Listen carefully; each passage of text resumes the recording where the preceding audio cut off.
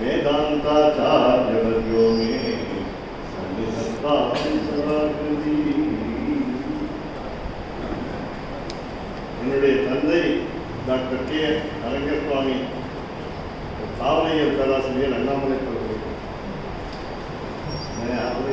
அவருக்கு பிடிச்ச ராகத்தில் ஆரம்பித்தாங்க அட்டானம். அழகு. அதாவது வாரணான் சந்தவிகினாலாம் வாரணாசியம் உபாசனம் எஸ்ய பிரசாதான் சர்வத்திர சித்திர்நிதி மாணவான்னு அப்படி ஆரம்பித்தார்.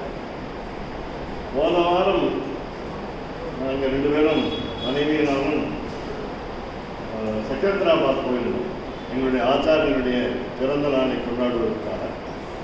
அதனால ஒரு 2 கச்சேரி எங்களால் வர முடியல. அந்த குறையை இன்னைக்கு அதாவது நல்ல கச்சேரியை மிஸ் பண்ணக்கூடாதுன்னு தான் முக்கியம். உட்கார்ந்து கேட்கறதுங்கிறது கஷ்டம்தான். ஆரம்பத்து கஷ்டத்தை விட உட்கார்ந்து கேட்கறது அப்படி இருந்துச்சு. இன்னைக்கு கொஞ்சம் கொஞ்சம் எனக்கு ராக ஞானம் உண்டு. என்னுடைய அக்கா ஆல் இண்டியா ரேடியோ ஏ கிரேட் ஆர்டிஸ்ட் பத்மஜா ஸ்ரீதரன் பேர் ஸ்ரீரங்கத்தில் தான் இருக்காங்க.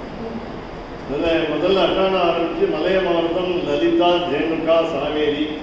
நான் முதல்ல இவங்களை கேட்டுனேன். அதில் அவங்க சாகித்யம் யார், பாக்கியக்காரர் யார், என்ன முதல் வார்த்தை என்ன, சில பேர் பாடினா புரியாது.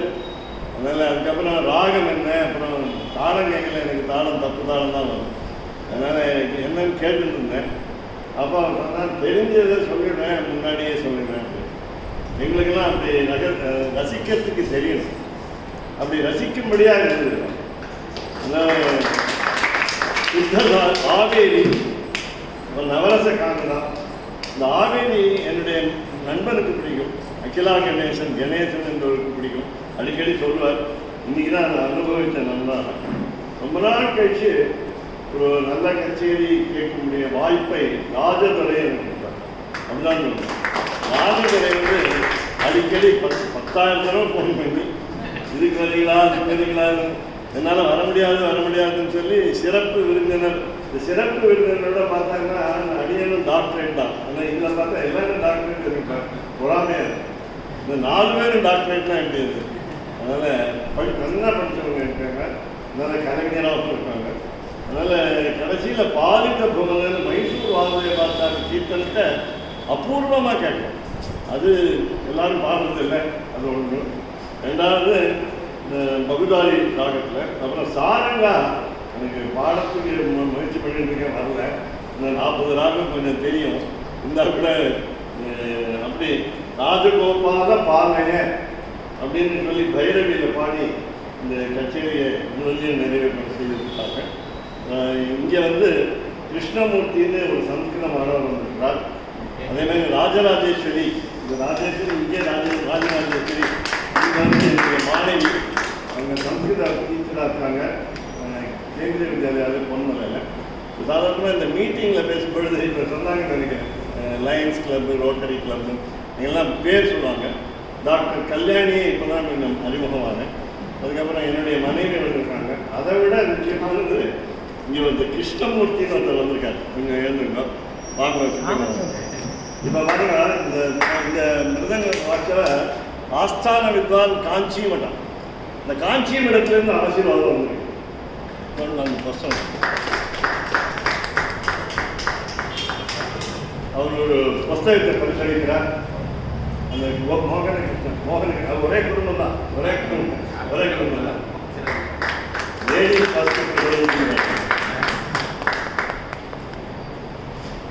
இவர் திடீர்னு வந்திருக்கார். இவருடைய அப்பா வந்து வெங்கடேஸ்வரன் சேலத்தில் இருந்தார். அவருக்கு இவர் 4-5 குழந்தைகள். எல்லா குழந்தைகளையும் சம்ஸ்கிருதம் படித்த ஒரே குடும்பம். இவரும் சிரோமணி. இவர் நல்ல ஆசுக்கவி, கவிதை எழுதுவார். அதுக்கப்புறம் இவருடைய தம்பி, இந்த தம்பி டாக்டர் வி கல்யாணராமன் கேந்திரிய வித்யாலயில் பெரம்பலூரில் பிரின்சிபலாக இருக்கார். அதே மாதிரி பானுமதின்னு professor of Sanskrit Queen Mary's காலேஜில் இருந்தாங்க. அதுக்கப்புறம் மங்கள கௌரின்னு ஒரு சிஸ்டர் வந்து டாக்டரேட் இன் சான்ஸ்கிரிட். இதெல்லாம் ஏன் இவருக்கு இன்ட்ரடியூஸ் பண்ணனா உங்கள் எல்லாருக்கும் சரியத்துக்காக தான். முக்கியமாக இவர் திருவானைக்காவலில் இப்போ வந்திருக்கார். ஏனாத்தூர் ஸ்ரீ சந்திரசேகரேந்திர சரஸ்வதி யூனிவர்சிட்டியில சான்ஸ்கிரிட் யூனிவர்சிட்டிலேருந்து வந்திருக்கேன். அங்கெல்லாம் இதெல்லாம் ஒருத்தருக்கு அறிமுகம் பண்ணும்பொழுது எல்லாருக்கும் தெரியணுங்கிறதுக்காக ராஜதுரைக்காக முக்கியமாக சொல்லுவாங்க. அதனால் சுருக்கமாக பேசணும்னு என் மனைவியும் கட்டளை விட்டுட்டாங்க. அதனால் மனைவி கட்டளையை மீற முடியாது. ஏன்னா இன்னொரு வேடிக்கை என்னன்னா, உங்களுக்கு தெரிஞ்சுக்கிறதுக்காக சொல்கிறேன்.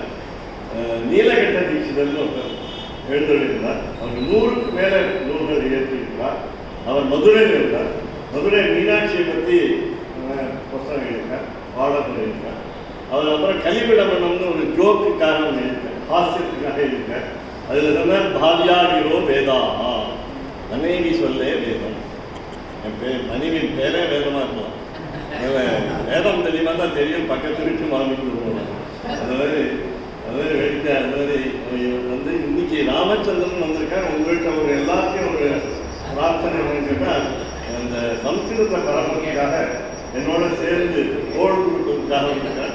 அதனால அவருக்கு அதாவது நாங்கள் வயசானவங்களாம் வர வேண்டாம்னு வெடிக்க சொல்கிறேன். சின்னவங்களாம் வரணும், அதுக்கு நீங்கள்லாம் உதவி செய்யணும். உங்கள் பக்கத்து வீட்டில் ஏதாவது சின்ன குழந்தை, இந்த மாதிரி குழந்தை பாருங்க, அந்த குழந்தை எப்படி நான் சொல்ல மறந்துட்டேன், ப்ராடிஜி. இது ப்ராடிஜி. இதுக்கு எங்கேயாவது சம்ஸ்கிருதம் இது பண்ணிப்பீங்க, தெரியாமல் இருப்பீங்க. பிரகலாதன் துருவன், பிரகலாதன் துருவன் வந்து புராணங்கள்ல இருக்கு. ஜாயமான கட்டாட்சகான் பேரு.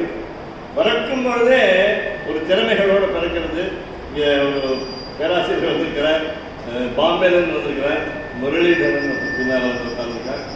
எல்லாரையும் வரவேற்பு வந்து நான் வரவேற்பு தான் சொல்கிறேன், நன்றி சொல்லலை.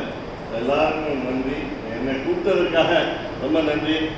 இப்போ நீங்கள் எல்லாரும் என்ன பண்ணணும்னா, எங்கள்கிட்டேருந்து ஒரு புஸ்தக பரிசோதனை போடணும். அந்த புத்தகத்தில் எல்லாம் அந்த 10-15 பக்கம் தான் இருக்குது. அது முதல் பக்கத்தில் ஒரே ஒரு பாட்டு இருக்குது, அதுக்கு அர்த்தமும் இருக்குது, சம்ஸ்கிருதத்தில் இருக்குது. அதை பிடிச்சி பாருங்க.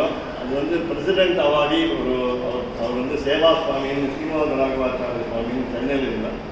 அவருடைய புஸ்தகம் அது 1947 வந்து இந்த நம்ம தேசம், பாரத தேசம் சுதந்திரமானதுலேருந்து அந்த புஸ்தகம் வந்துருக்கு. அது ஒரு காப்பி உங்களுக்கு கொடுக்குறேன், வேணும்னா நீங்கள் சப்ஸ்கிரைப் பண்ணலாம், கம்பல்சரியே இல்லை, நல்ல நிர்பந்தம் கிடையாது. ஆனால் அவர் அந்த பெரியவர், அவருக்கு சேவா சுவாமின்னே பேர். அவருக்கு இன்னொரு பேர் வந்து அப்பர தேசிகன் பேர். வேதாந்த தேசிகன் ஒருத்தர் கேள்விப்பட்டிருக்காங்க. இவர் இன்னொரு தேசிகன். அப்படி அவரே பாதுகாப்பு சகஸ்ரம் சுவாமி தேசிகன் இது மாதிரி இவர் வெங்கடேச சகஸ்ரம் எழுதிட்டார். 1000 பாட்டு. அதெல்லாம் தெரிஞ்சுக்கணும். நான் வந்து சம்ஸ்கிருதத்தை பரப்புறதுக்காக வரல. ஆனால் உங்களுக்கு இதெல்லாம் தெரிஞ்சு வச்சுருந்தீங்கன்னா, ஸ்ரீரங்கத்தில் இருக்கீங்க, ஸ்ரீரங்கத்தில் வந்திருக்கீங்க. ஸ்ரீரங்கத்தில் வந்து பாதுகாப்பு சாஸ்திரம் எல்லாருக்கும் தெரியும். நீங்கள் பாதுகாப்பு சாஸ்திரத்தை பாடுவார். அதனால் அப்படிலாம் இருக்கு. அதனால் அவங்க எல்லாம் சந்தோஷம் அறிமுகம் பண்ணிட்டாங்க. எங்களுக்கு ரொம்ப சந்தோஷமாக இருக்குது கேட்குறதுக்கு. வயலின் வந்து எங்கள் அம்மா வாசிப்பாங்க. எங்கள் அம்மா தெலுங்கு கீர்த்தனையே தெலுங்கில் வாசிப்பாங்க. தியாகராஜ கீர்த்தனையே தெலுங்கில் பாடுவாங்க. அதனால எங்கள் குடும்பமே கொஞ்சம் சங்கீத குடும்பம்னு சொல்லலாம். அதனால் இன்னொன்று முக்கியமானது, ராஜதர்கிட்ட சொன்னேன், நிறைய திருத்தங்கள் இந்த பத்திரிகையில் கேட்டார். அவர் சொன்னதெல்லாம் சொல்லிட்டார்.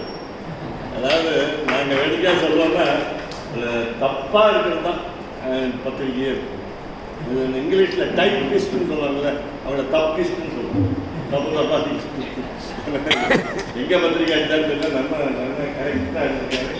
எல்லா தப்பையும் தெரிஞ்சுக்காரு. ரொம்ப சந்தோஷம், நன்றி.